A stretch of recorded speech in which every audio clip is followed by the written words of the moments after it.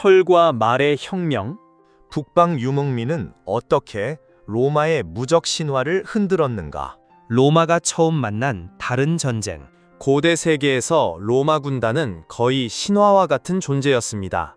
붉은 군기를 앞세우고 방패를 맞대고 한 걸음씩 전진하는 로마 병사들. 그들은 지중해 세계를 정복했고 그리스 도시국가의 전통을 흡수했으며 카르타고를 무너뜨렸고 갈리아의 숲과 이베리아의 산악지대까지 장악했습니다. 로마 군단은 단순한 군대가 아니었습니다. 그것은 하나의 시스템이었습니다. 훈련된 병사, 표준화된 무기, 철저한 보급, 도로망, 군영 건설 능력, 그리고 명령에 절대 복종하는 조직력. 로마는 전쟁을 감정이 아니라 기계처럼 운영했습니다. 그러나 로마가 동쪽으로 나아갔을 때 그들은 전혀 다른 세계를 만나게 됩니다. 그곳에는 성벽도 없었습니다. 도시도 많지 않았습니다. 정복해야 할 왕궁도 포위해야 할 수도도 뚜렷하지 않았습니다. 대신 끝없이 펼쳐진 평원, 사막, 초원, 그리고 그 위를 번개처럼 달리는 기마 전사들이 있었습니다. 로마군은 적을 찾기 위해 전쟁했습니다. 그런데 적은 가까이 오지 않았습니다. 멀리서 나타났다 사라지고 접근하면 물러나고 물러나는 듯 하다가 다시 화살을 퍼부었습니다. 로마 군단은 당황했습니다. 적이 왜 싸우지 않는가? 하지만 유목민의 입장에서 보면 이미 싸움은 시작되어 있었습니다. 그들에게 전쟁은 방진과 방진이 충돌하는 것이 아니었습니다. 전쟁은 거리였습니다. 속도였습니다. 기동성이었습니다. 그리고 말 위에서 날아오는 끝없는 화살이었습니다. 반면 로마 무적 신화에 약점이 있다. 우리는 흔히 로마를 고대 세계 최강의 군사국가로 기억합니다. 그 평가는 틀리지 않습니다. 로마 군단은 실제로 강했습니다. 특히 지중해 세계의 전쟁 방식에서는 압도적이었습니다. 로마군은 방패와 투창, 짧은 검, 잔영을 바탕으로 적을 천천히 압박했습니다. 적이 돌격하면 버티고 적이 흔들리면 밀고 들어갔습니다. 로마 군단의 강점은 개인의 용맹보다 집단의 질서에 있었습니다. 한 명의 병사가 쓰러져도 옆 병사가 자리를 메웠고 앞줄이 지치면 뒷줄이 교대했습니다. 그들은 혼란 속에서도 진영을 유지했습니다. 이것이 로마의 힘이었습니다. 하지만 바로 그 힘이 초원 전쟁에서는 약점이 되었습니다.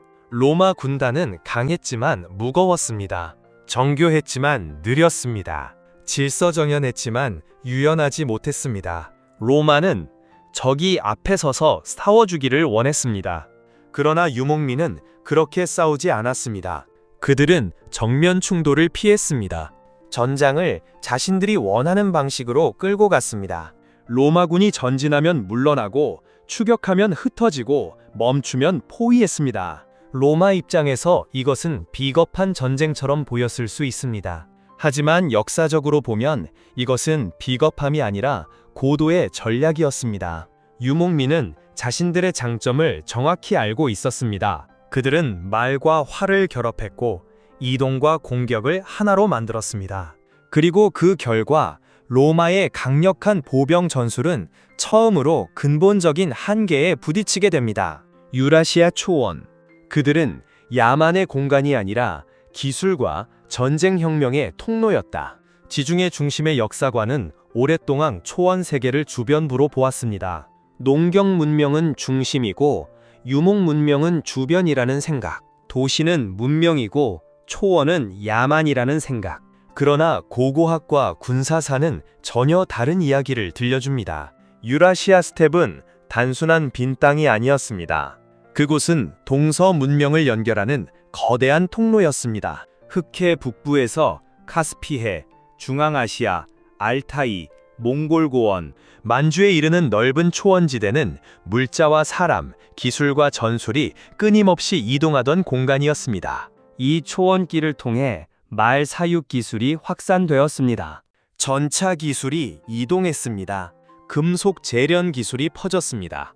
활과 화살, 마구, 안장, 등자, 갑옷, 기병 전술이 변화했습니다. 특히 철기 문화의 확산에서 초원은 매우 중요한 역할을 했습니다. 철은 청동보다 다루기 어렵지만 일단 안정적으로 재련하고 가공할 수 있게 되면 훨씬 넓은 군사적 가능성을 열어주었습니다. 철제 칼, 철제 창, 철제 화살촉, 말 장비, 갑옷 부품, 이 모든 것이 전쟁의 양상을 바꾸었습니다.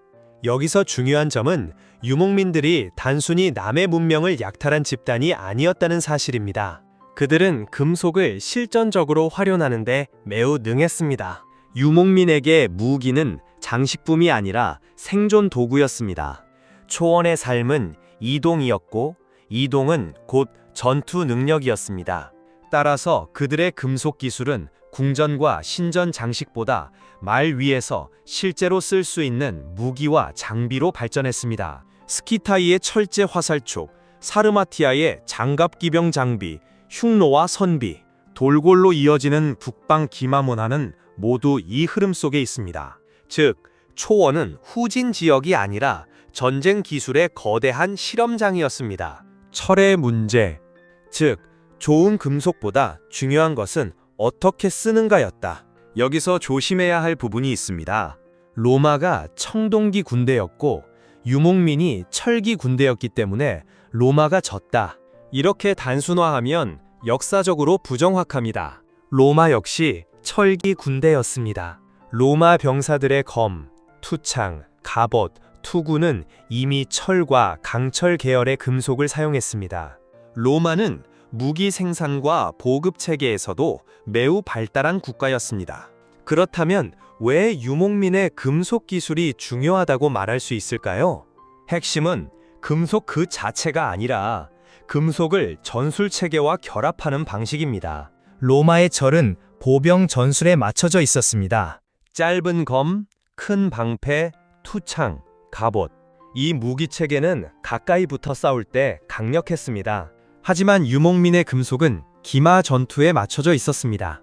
가벼운 철제 화살촉, 말을 제어하기 위한 제갈과 마구, 기병용 창, 몸과 말을 보호하는 각업. 이것들은 모두 이동하면서 싸우는 전쟁을 가능하게 했습니다. 그리고 시간이 지나면서 유목 세계에서는 두 종류의 기병이 결합됩니다. 첫째, 멀리서 활을 쏘는 기마궁수. 둘째, 갑옷을 입고 돌격하는 중기병. 이 조합은 로마 보병에게 치명적이었습니다. 기마궁수는 로마군을 지치게 만들었습니다. 중기병은 지친 로마군을 깨뜨렸습니다. 이것이 바로 초원 전쟁의 핵심입니다. 철은 단순한 무기가 아니라 말과 결합했을 때 전쟁의 구조를 바꾸는 기술이 되었습니다.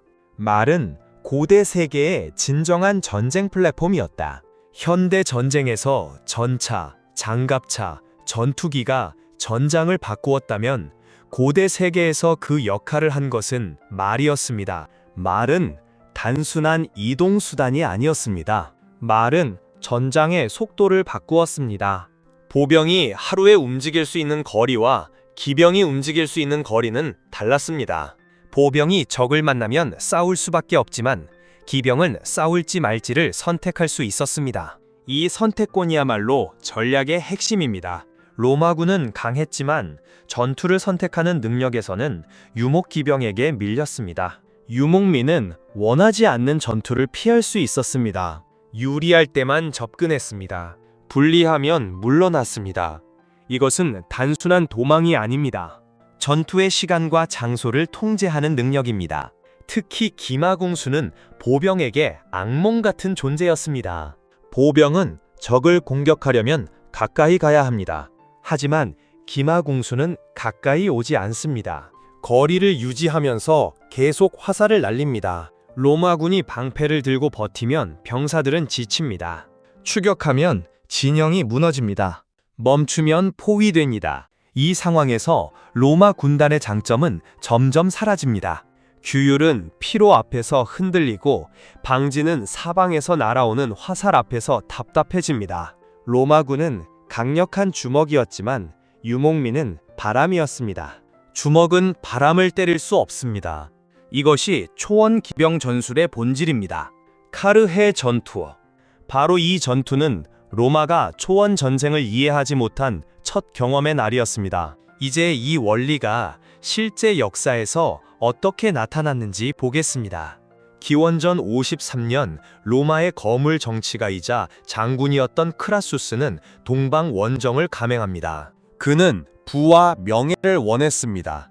카이사르가 갈리아에서 승리를 쌓고 폼페이우스가 동방에서 명성을 얻은 상황에서 크라수스 역시 자신만의 대승리가 필요했습니다.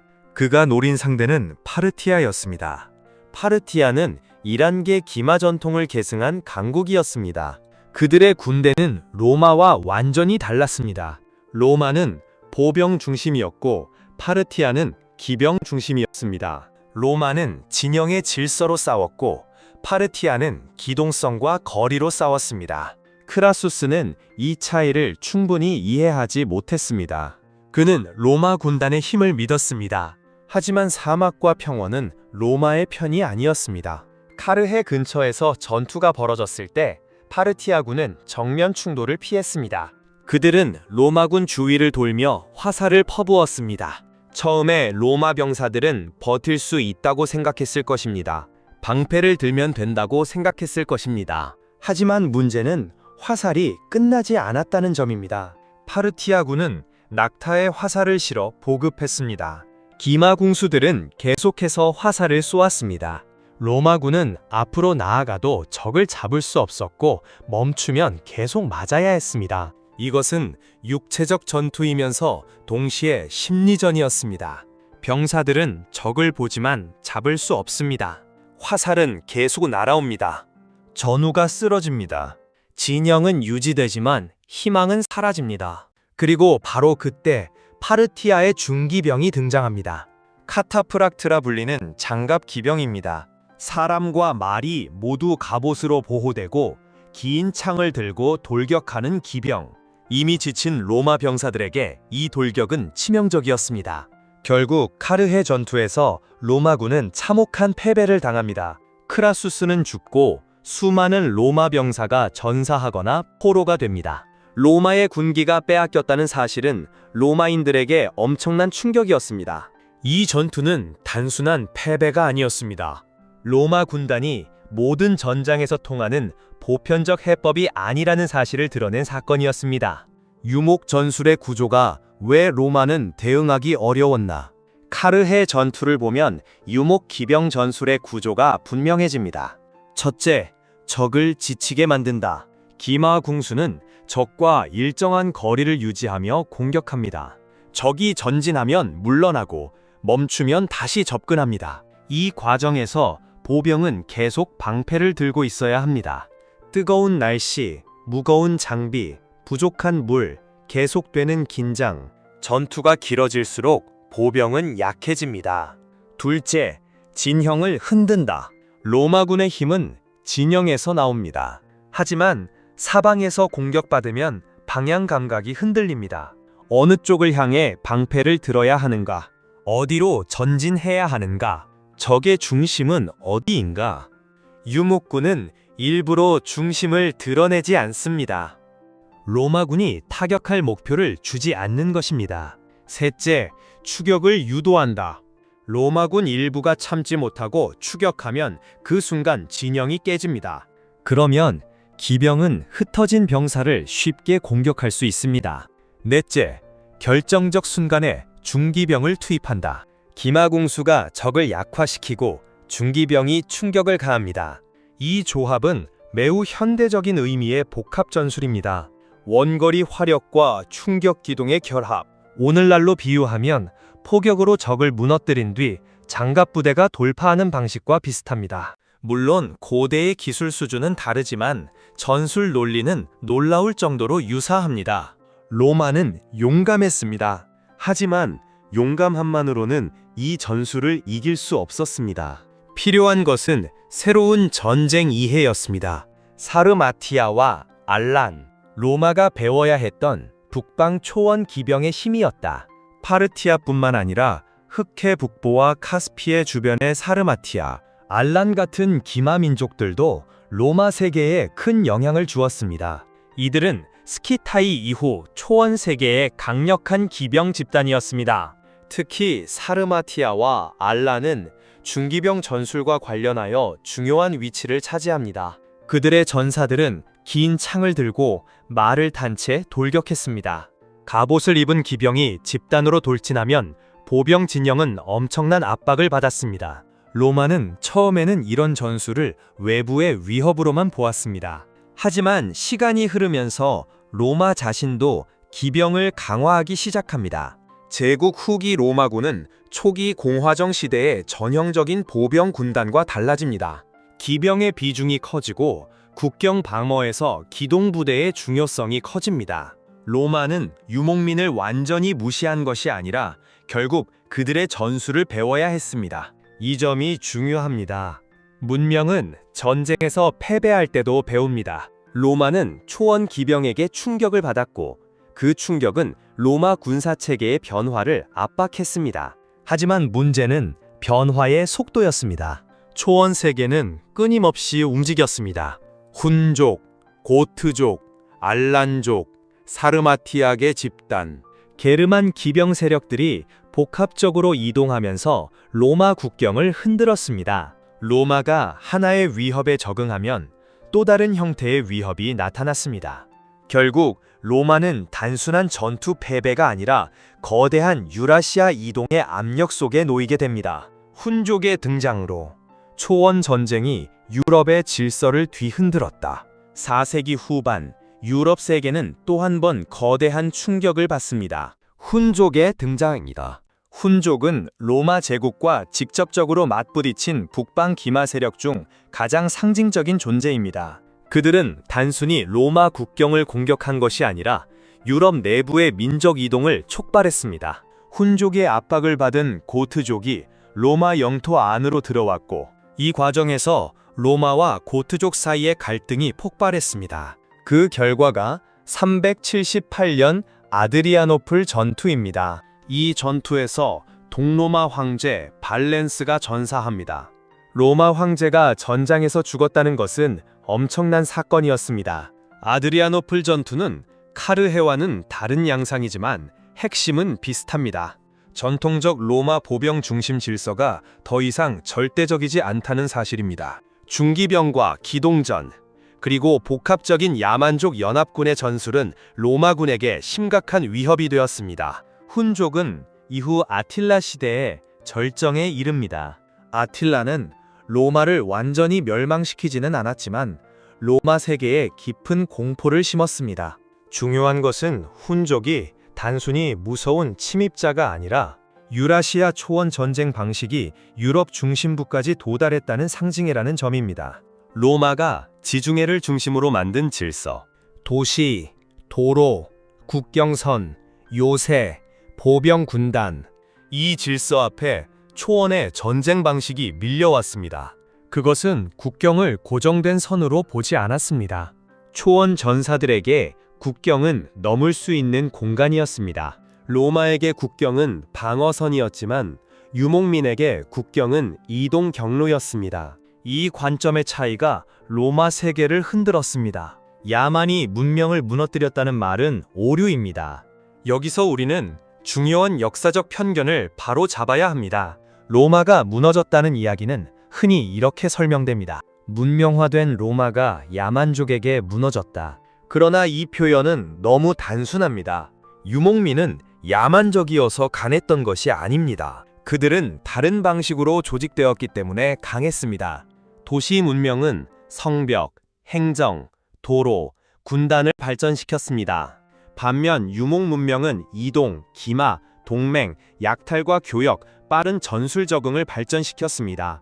하나는 고정된 문명이고 다른 하나는 이동하는 문명입니다. 고정된 문명은 생산력이 강합니다. 하지만 이동하는 문명은 전쟁에서 놀라운 유연성을 가집니다. 특히 초원 세계에서는 어린 시절부터 말을 타고 활을 쏘고 사냥을 하며 자랍니다. 그들에게 기마 전투는 별도의 군사 훈련이 아니라 삶의 연장입니다. 로마 병사는 훈련으로 만들어졌습니다. 유목 전사는 생활 속에서 만들어졌습니다. 이 차이는 매우 큽니다. 로마군은 병영에서 전사가 됩니다. 유목민은 초원에서 전사가 됩니다. 따라서 기마궁술은 단순한 기술이 아니라 문화 전체의 산물이었습니다. 이것이 로마가 쉽게 모방할 수 없었던 이유입니다. 로마가 말을 사고 활을 만들고 기병 부대를 편성한다고 해서 하루아침에 유목기병이 되는 것은 아닙니다. 초원 전쟁은 무기만의 문제가 아니라 사회 전체의 구조 문제였습니다. 금속, 말, 전술이 결합할 때 역사가 바뀐다. 이제 다시 처음의 질문으로 돌아가 봅니다. 북방 유목민은 어떻게 로마의 무적 신화를 흔들었는가? 답은 세 가지입니다. 첫째, 금속 기술입니다. 철제 무기와 장비는 기병 전술을 더 강하게 만들었습니다. 철제 화살촉은 살상력을 높였고, 말 장비는 기동성을 안정시켰고, 갑옷은 중기병의 충격력을 가능하게 했습니다. 둘째 말입니다. 말은 고대 전장의 속도를 바꾸었습니다. 말을 탄 전사는 전투의 거리와 시간을 통제했습니다. 셋째, 전술 체계입니다. 기마궁수와 중기병의 결합은 로마 보병 중심 전술을 압박했습니다. 이 세 가지가 결합할 때 단순한 군사 충돌이 아니라 문명 질서의 변화가 일어납니다. 로마는 강했습니다. 하지만 로마의 강함은 지중해 세계에 최적화된 강함이었습니다. 초원과 사막, 끝없는 평원에서는 다른 강함이 필요했습니다. 그곳에서는 무거운 방진보다 빠른 말이 중요했습니다. 정면 충돌보다 거리 유지가 중요했습니다. 도시를 점령하는 능력보다 적을 지치게 만드는 능력이 중요했습니다.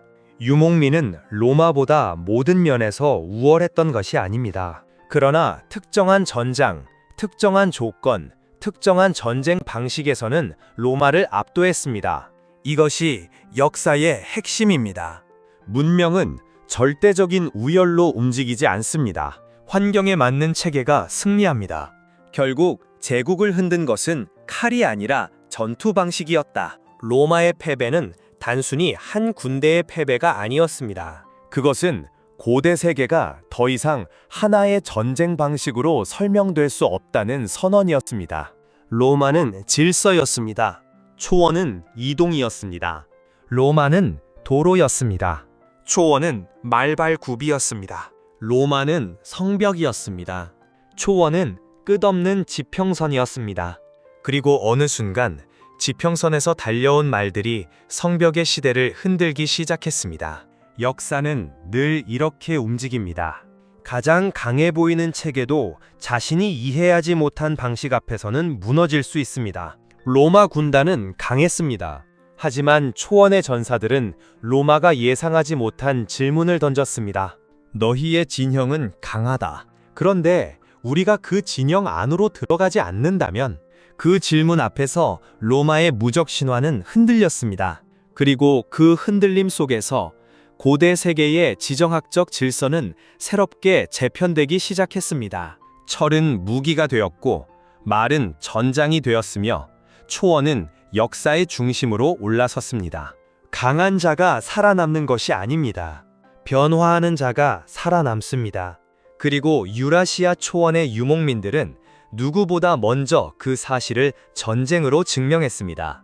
또한 지금 역시 수천 년 인간의 노동시대에서 AI, 그리고 피지컬 AI 시대로 세상이 바뀌고 있습니다. 이만 하겠습니다. 시청자 여러분, 감사합니다.